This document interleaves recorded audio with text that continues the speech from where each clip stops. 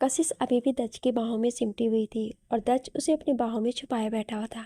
ना जाने किस आयाम में दच ने अपने होठ कशिश के कंधे पर रख दिया। इस समय उसके गीले बालों से आ रही भीनी भीनी खुशबू में वो मदहोश हो रहा था। दच के होठ कशिश के कोर कंधे पर धीरे धीरे चल रहे थे, जिससे कशिश की पकड़ दच पर कसती जा रही थी। वो गहरी गहरी सांस ले रही थी। दच उसके कंधे को चूमते हुए उसके गले तक आया और अब वो अपने होठ उसके पूरे चेहरे पर फिरा रहा था। उसने अपने दोनों हाथों से कशिश के चेहरे को पकड़ा। दच ने देखा कशिश के होंठ कांप रहे हैं, जिससे उसके दिल की हसरत बढ़ गई और वो आगे बढ़कर अपने होठों को उसके होठों पर रख दिया और उसे किस करने लगा। कशिश भी इस समय दच के प्यार में खो चुकी थी। उसके हाथ धीरे धीरे दच के गले में लिपट गए। वो भी उस किस में दच का साथ देने लगी। दोनों ही एक दूसरे को पूरे फैशन के साथ चूमे जा रहे थे। दच कशिश को किस करते हुए उसे गद्दे पर लिटा देता है। अब कशिश उसे गद्दे पर लेटी हुई थी। दच उसके किस किए जा रहा था। दच ने अपना एक हाथ बढ़ाया और कशिश के दुपट्टे को कंधे से हटा दिया। उसके होठ जब उसके होठों को छोड़कर उसके कॉलर बंद पर चल रहे थे। काफ़ी देर तक दोनों एक दूसरे पर अपना प्यार लुटाते रहे, लेकिन उन्होंने अपनी हद पार नहीं की। कुछ देर बाद दच पलट गया और कशिश को अपने सीने से लगा लिया। कशिश उसके सीने पर सर रखे तेजी से सांस ले रही थी और ना जाने कब दोनों ही एक दूसरे के सानिध्य में अपनी आंखें बंद किए नींद की आगोश में चले गए। वहीं अब क्रिस बहुत ज़्यादा खुश था। वो अपनी एंजल के पास बैठा उससे तरह तरह की बातें किए जा रहा था। वो उसे बता रहा था कि जब वो पूरी तरह से ठीक हो जाएगी और उससे बातें करने लगेगी और घूमने फिरने लगेगी, तो उसे यहाँ की सबसे फेमस जगह पर घुमाने ले जाएगा। उसे वो सब जगह ले जाएगा जो वो देखना चाहती है। और तो और वो उसकी ला स्टडी को फिर से स्टार्ट करवाएगा ताकि वो अपने सपने को पूरा कर सके। यही सारी बातें करते करते ना जाने कब वो उसके बेड के पास बैठे हुए उसके बेड पर सर रख के सो गया। इस समय घर में सभी लोग सो चुके थे। किसी की भी नींद नहीं खुली थी। सभी अपने अपने कमरों में सो रहे थे। आज राजवी भी रावी के कमरे में नहीं थी। वो जान गई थी कि क्रिस उसके साथ कमरे में है और उसे क्रिस पर पूरा विश्वास था कि उसकी बेटी के साथ कभी कुछ गलत नहीं करेगा। आखिर उसकी वजह से ही तो उसकी बेटी आज जिंदा थी। उसने ही उसे इतने सालों तक अपने पास रखा है।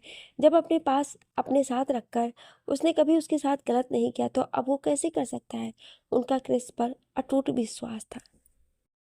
सुबह की पहली किरण उस छोटे से कॉटेज पर पड़ी, जिससे एक साइड पर दच और कशिश एक दूसरे की बाहों में सुकून से सोए हुए थे।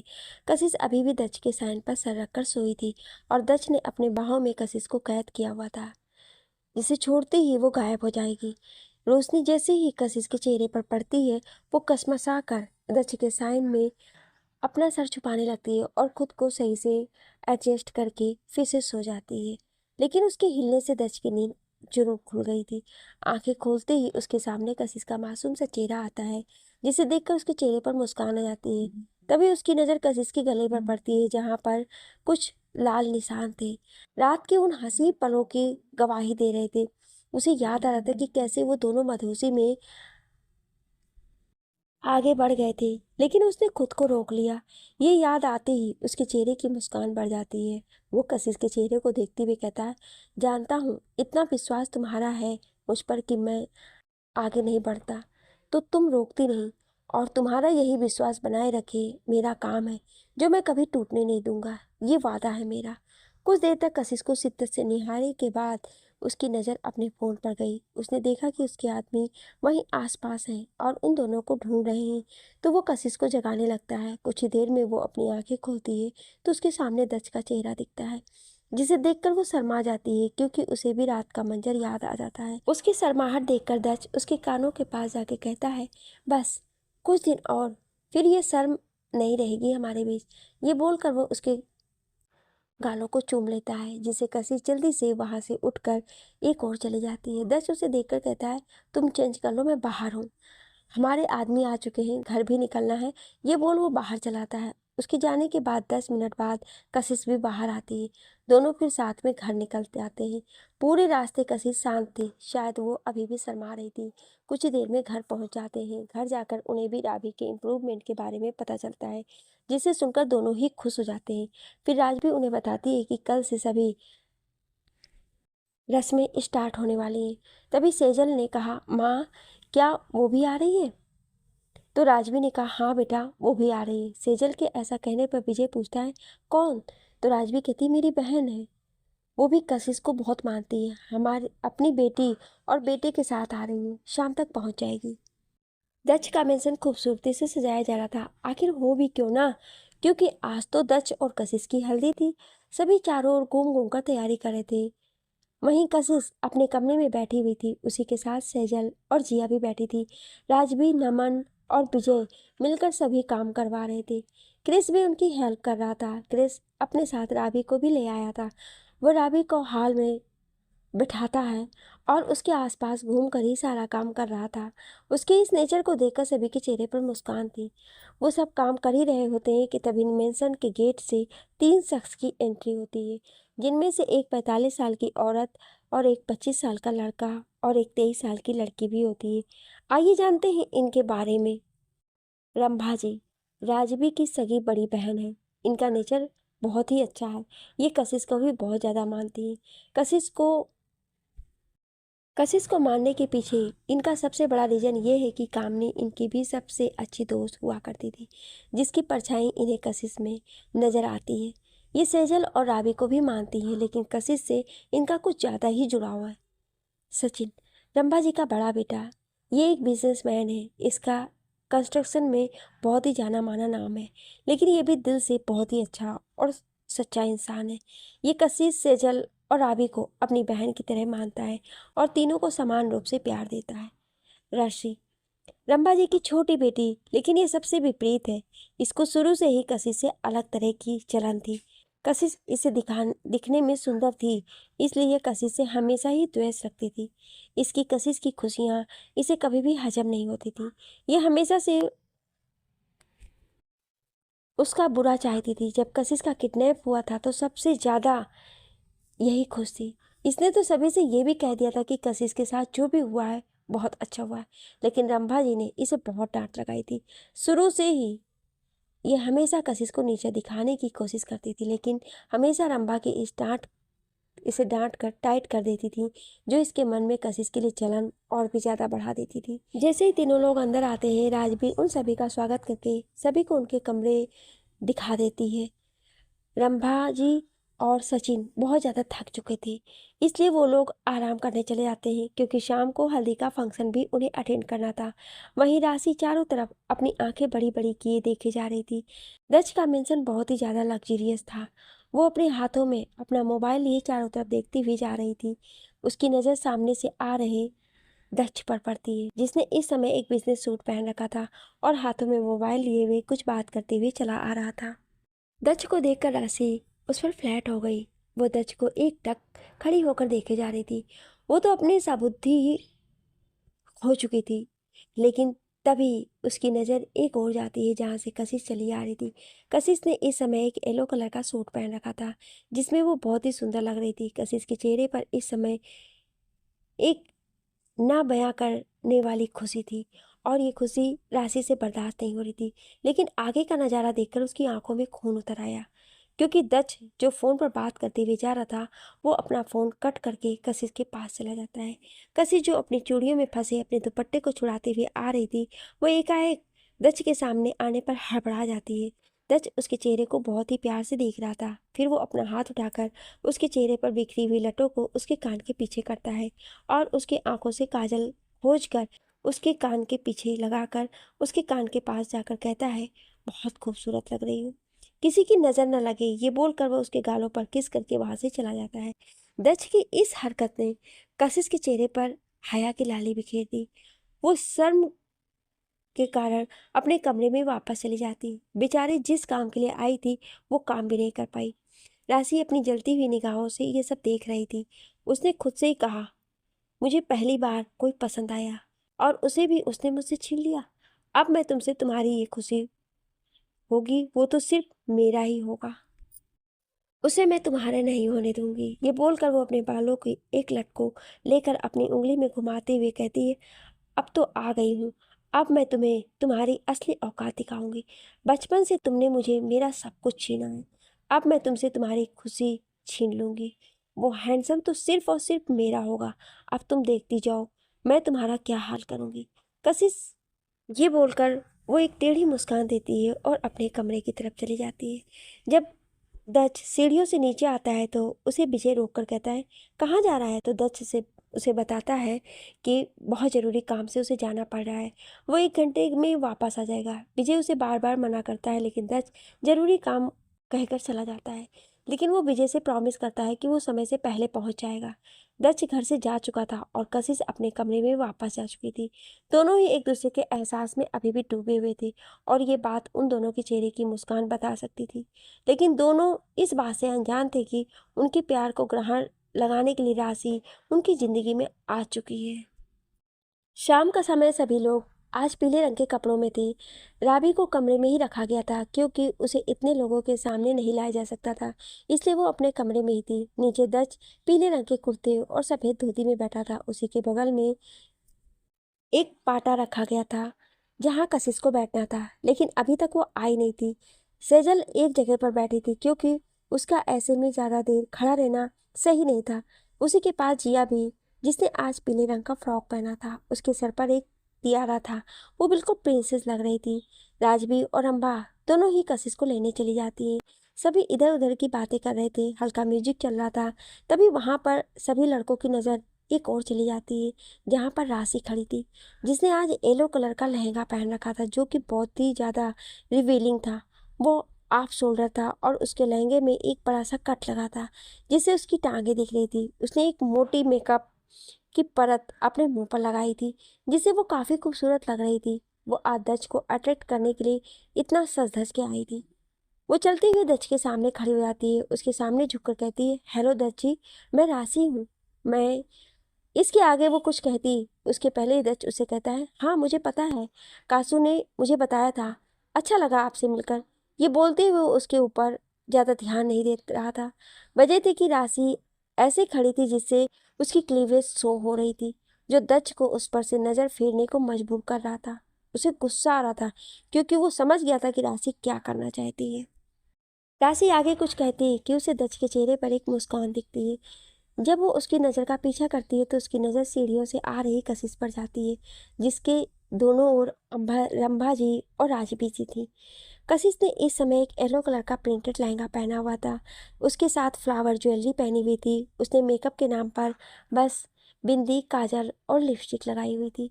उसके बाल खुले और थोड़े से कर्ल थे। इस सिंपल लुक में भी वो कमाल की लग रही थी।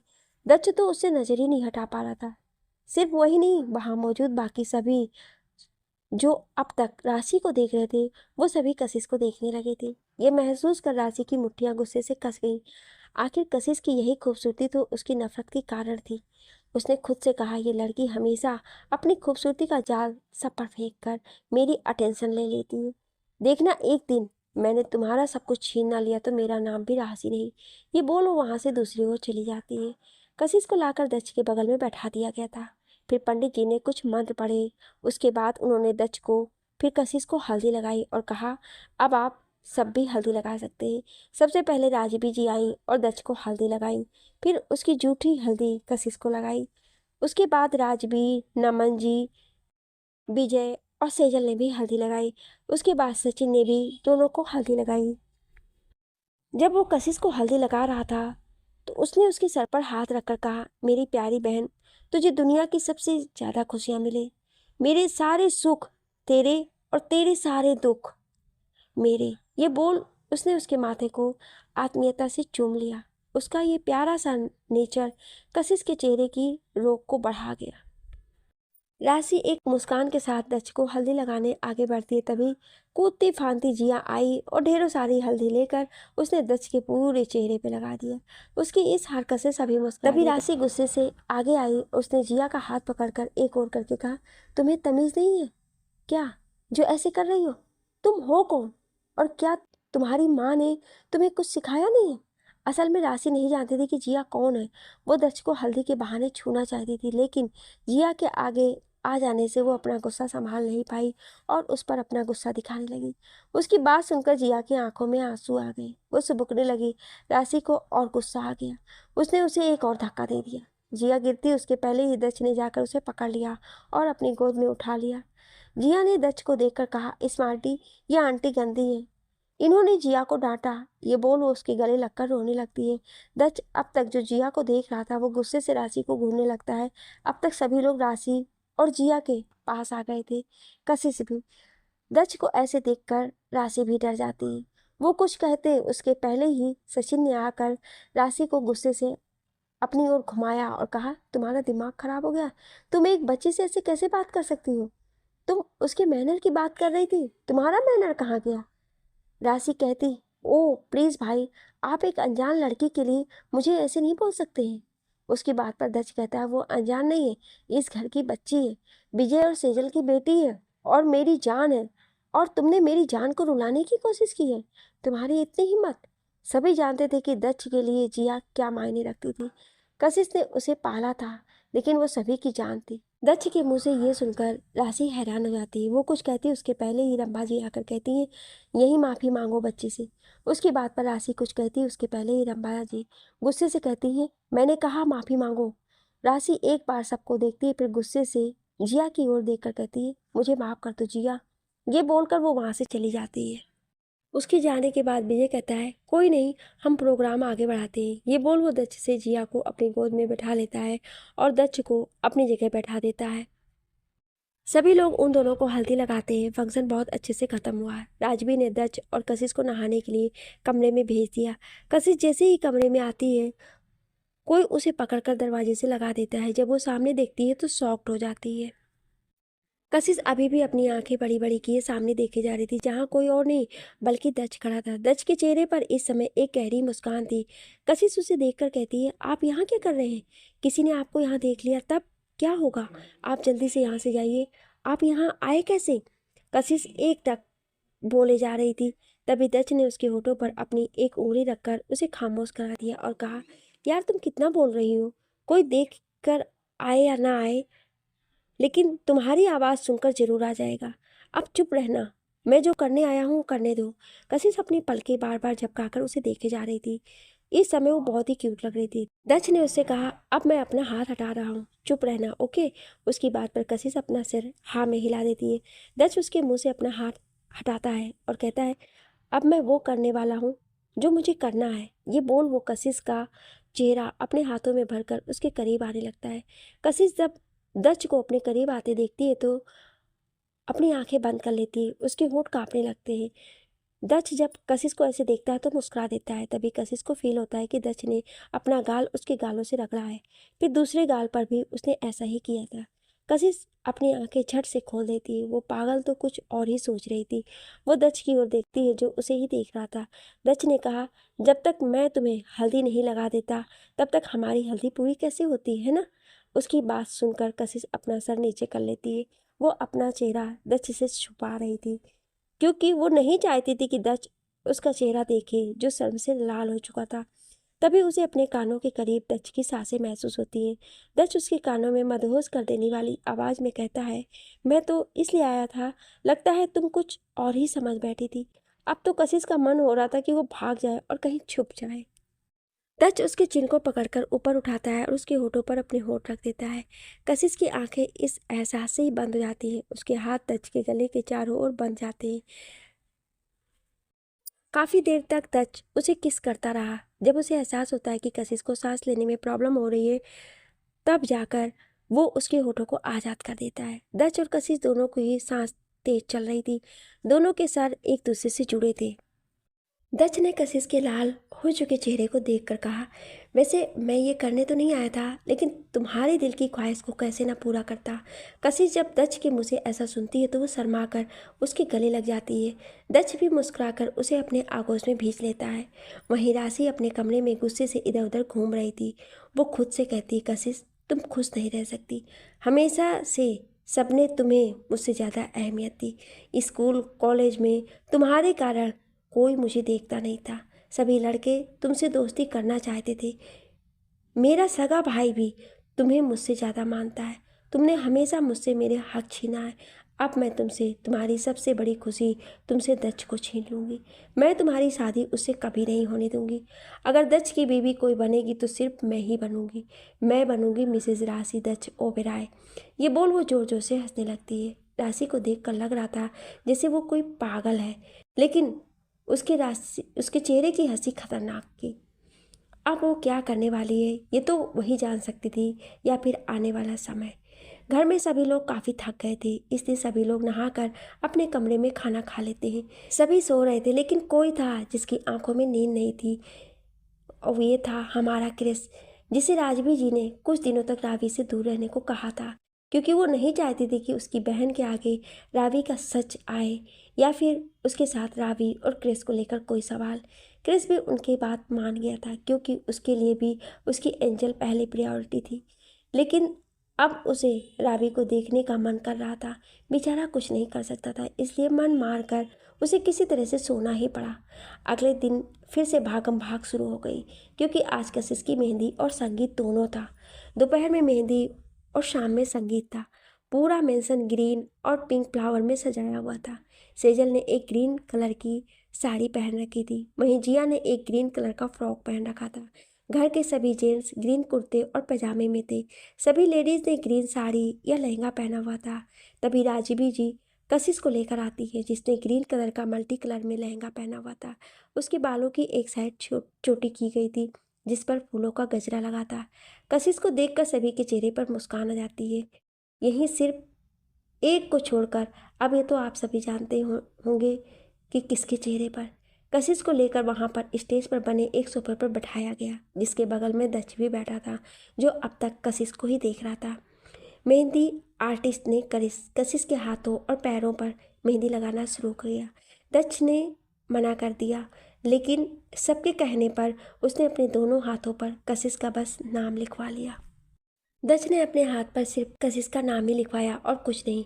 वो वहीं बैठा कशिश की मेहंदी को देख रहा था। कशिश के हाथों में मेहंदी बहुत ही खूबसूरती से लगी हुई थी। घर में सभी लोगों को मेहंदी आर्टिस्ट ने मेहंदी लगा दी थी।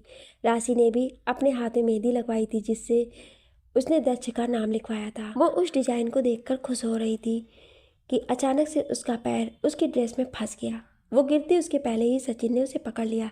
सचिन ने राशि से कहा, देख कर चलो, अगर गिर जाती तो चोट लग सकती थी ना, ध्यान कहाँ रहता है तुम्हारा।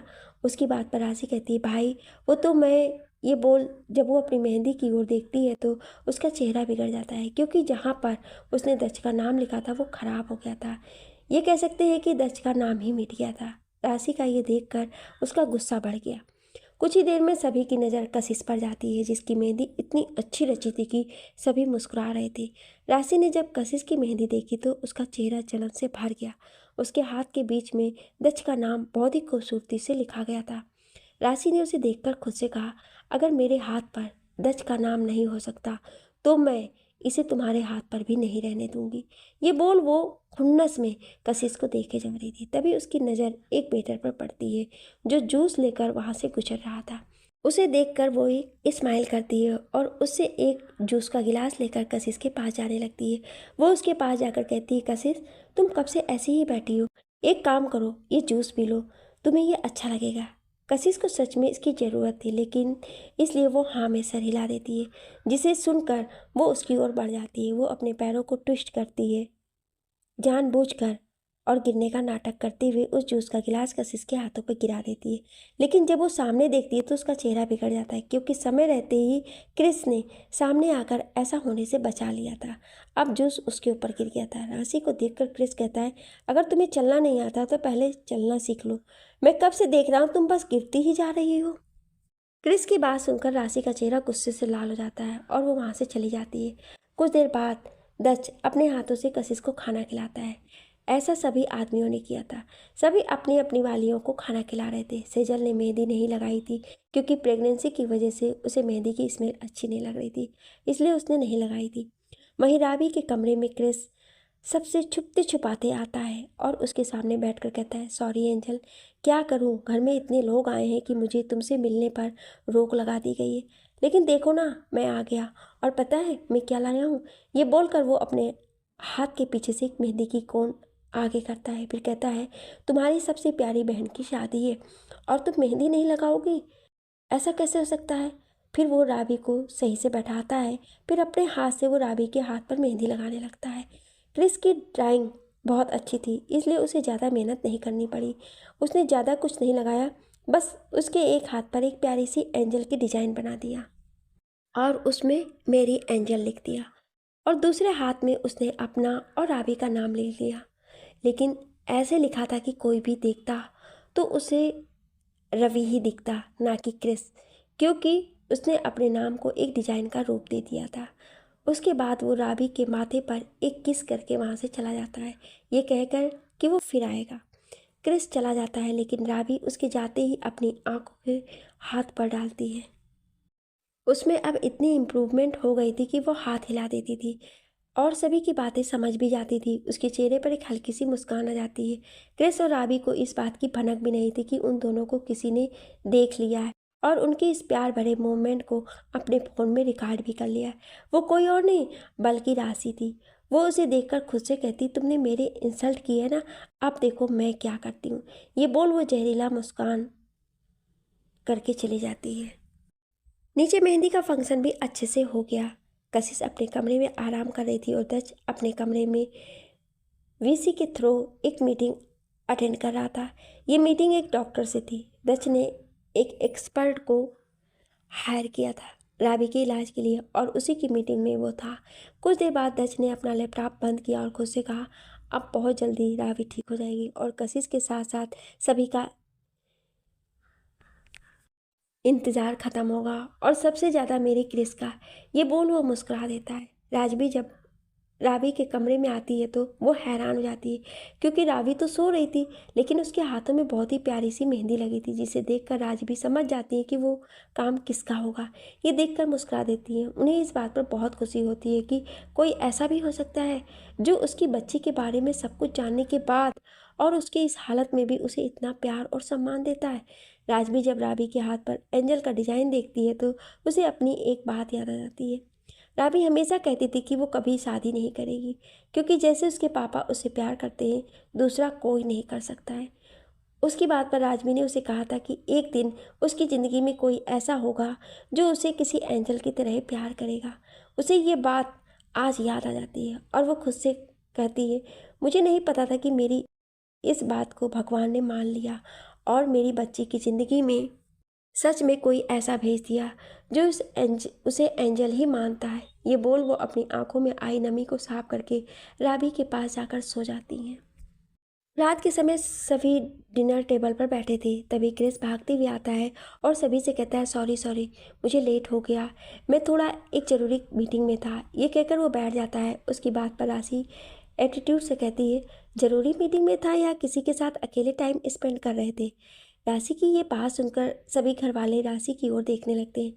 तभी रंभा जी कहती हैं, कहना क्या चाहती है? राशि साफ साफ बोलना। अपनी माँ की बात सुनकर राशि कहती है, मैं तो सिर्फ इतना कहना चाहती हूँ कि यहाँ सभी को पता है कि रावी की क्या हालत है। वो ना तो हिल सकती है ना डोल सकती है। उसके साथ कोई क्या कर जाए कोई नहीं कह सकता है। वो भी चाहे तो किसी को बता भी नहीं सकती है कि उसके साथ कोई क्या कर रहा है, और उसका ये महोदय कुछ ज़्यादा ही फ़ायदा उठाते हैं। राशि से ये बात सुनकर कुछ की आंखें बंद हो जाती हैं और कुछ नहीं कहना चाहते थे, क्योंकि वो जानते थे कि उसका और उसकी एंजल का रिश्ता कितना पवित्र है। लेकिन राशि के ऐसा कहने से उसके दिल को ठेस पहुंच जाती है। वो अपने खिलाफ तो कुछ भी सुन सकता है, लेकिन अपनी एंजल के खिलाफ सुनना उसे बिल्कुल भी अच्छा नहीं लगता है। तभी दच कहता है, तुम्हारे कहने का मतलब ही क्या है? साफ साफ बोलो, मेरे भाई पे इतना बड़ा इल्ज़ाम जब तुम लगाकर साबित क्या करना चाहती हो? दच की बात पर राशि मुस्कुराकर कहती, मैं सिर्फ कह नहीं रही हूँ, मेरे पास सबूत भी है। ये कहकर वो अपना फ़ोन सबकी ओर दिखा देती है, जहाँ पर क्रिस रावी के कमरे में था और उसके माथे पर किस कर रहा था। ये फ़ोटो देखकर घर के सभी लोग शांत थे, क्योंकि सभी जानते थे कि क्रिस रावी को पसंद करता है और इतने समय तक वही उसको संभाल के रखा था। लेकिन रंभा की और सचिन के लिए अनएक्सपेक्टेड था। सचिन गुस्से से क्रिस की ओर बढ़ता है और उसके कॉलर को पकड़कर कहता है, तेरी हिम्मत भी कैसी हुई मेरी बहन की ऐसी हालत का फ़ायदा उठाने की? वो आगे कुछ कहता है, उसके पहले ही दच की गरजती हुई आवाज़ आती है, उसके कॉलर से अपने हाथ हटाओ वरना तुम्हारे लिए अच्छा नहीं होगा। सचिन गुस्से से घूरकर दच को देखता है और कहता है, अपने भाई की इतनी चिंता है, लेकिन उसका काम आपको दिखाई नहीं देता। मेरी बहन की ऐसी हालत का वो फायदा उठा रहा है। कोई कुछ कहता उसके पहले ही राजबी जी उठती है और कहती है, सचिन उसे छोड़ दो। सचिन कहता है, मासी आप भी इसका पक्ष ले रही हैं। राजबी जी कहती है, क्रिस कुछ भी गलत नहीं किया है, क्रिस का मन साफ है। वो तो अलग बात है कि उसे किसी और ही तरह से दिखाया गया है। ये कहते हुए वो राशि को घूर रही थी, लेकिन राशि को उनकी घूरने का कोई असर नहीं पड़ता है। वो वैसे ही एटीट्यूड से खड़ी रहती है। कशिश अपनी मासी के पास आकर कहती है, मासी आप नहीं जानती, रावी आज जिंदा है तो सिर्फ और सिर्फ क्रिस की वजह से, और क्रिस रावी को बहुत प्यार करता है। आप सोचिए इस हालत में भी किसी लड़की से कोई लड़का इतना प्यार कैसे कर सकता है।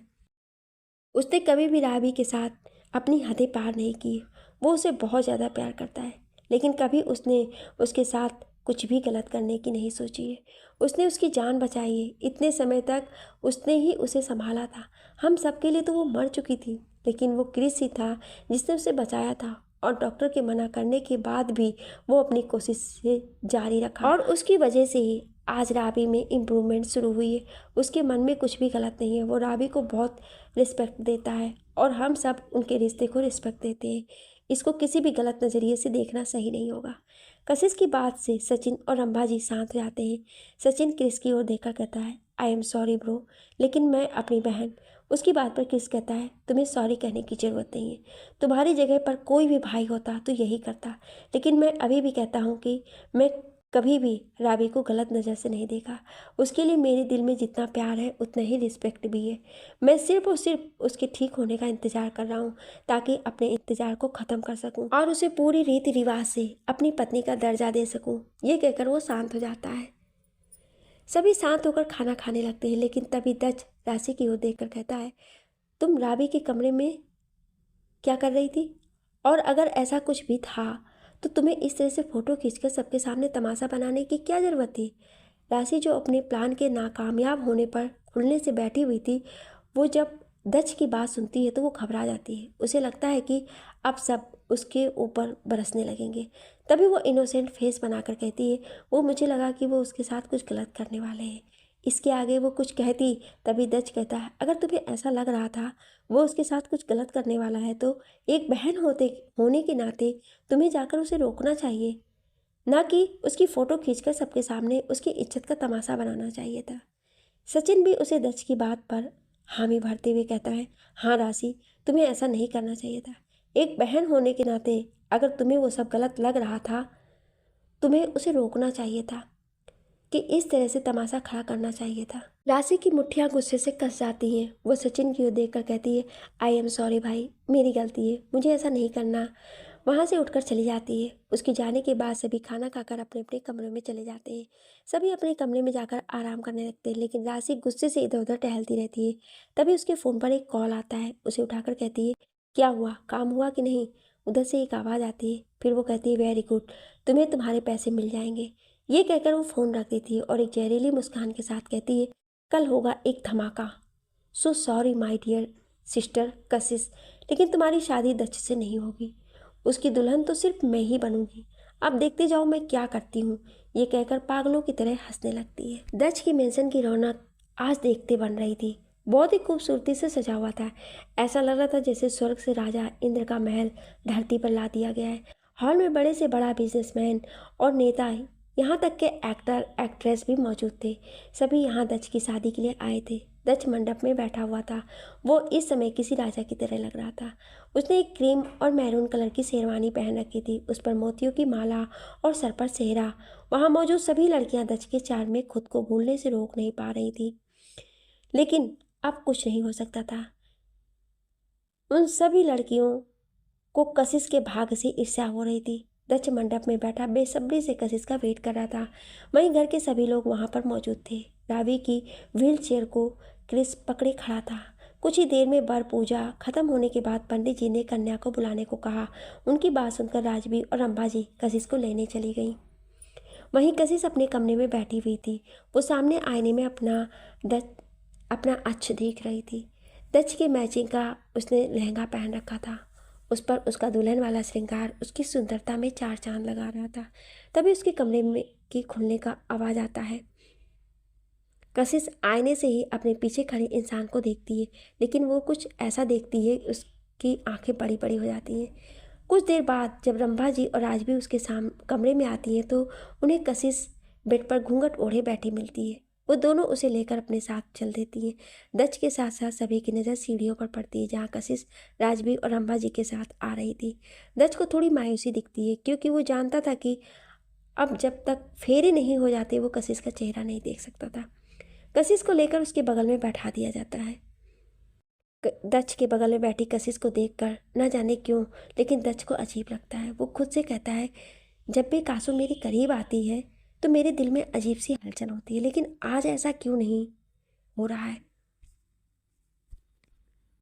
मुझे ऐसा अजीब एहसास क्यों हो रहा है। फिर वो खुद से कहता है, लगता है मैं कुछ नर्वस हो रहा हूँ।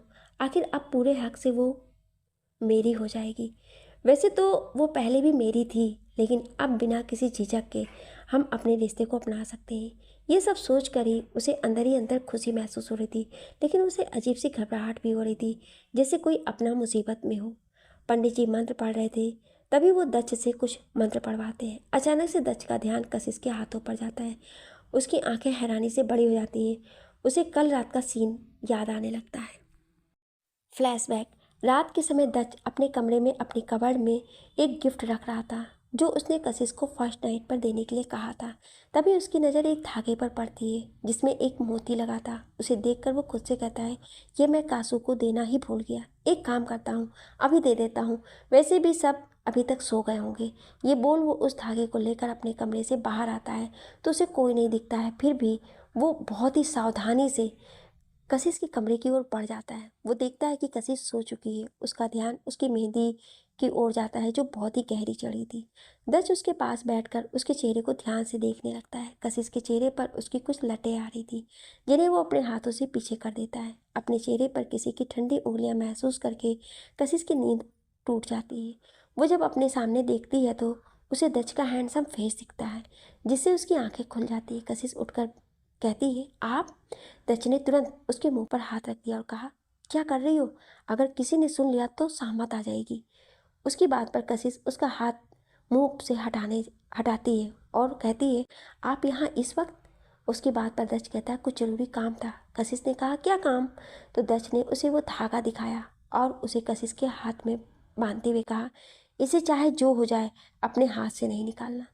इसमें माँ भगवती का आशीर्वाद है। कशिश कहती है, बिल्कुल नहीं उतारूंगी। दच उसका हाथ देखते हुए कहता है, देखो तुम्हारी मेहंदी कितने अच्छा रंग लाई है। उसकी बात पर कशिश कहती है, ये मेहंदी का ही नहीं बल्कि आपके प्यार का रंग है। उसकी बात पर दच उसके हाथों को अपने होठों से छू लेता है और कहता है, मेरे प्यार का असली रंग तो तुम्हें कल रात दिखाऊंगा। उसकी बात पर कशिश शर्मा जाती है तो दच उसके माथे पर किस करके कहता है, अब तुम सो जाओ। फिर एक डेविल स्माइल के साथ, फिर कल रात भर तो जागना ही है। ये बोल वो उसे अपनी आई विंग करके चला जाता है। Flashback and.